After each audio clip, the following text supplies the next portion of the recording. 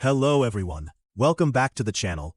In today's video, we're going to explore the new invoice templates and color customization features introduced in Tally Prime 7.1. With this latest update, Tally has made invoice printing more modern, professional, and easier to customize.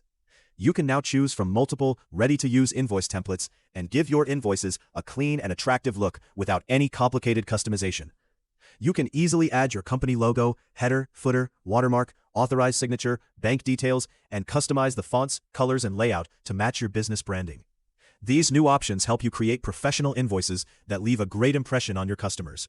Whether you run a small business or a large organization, these new invoice formats can save time while improving the overall appearance. I'll show you how to use these new templates, change the color theme, and customize your invoice step by step.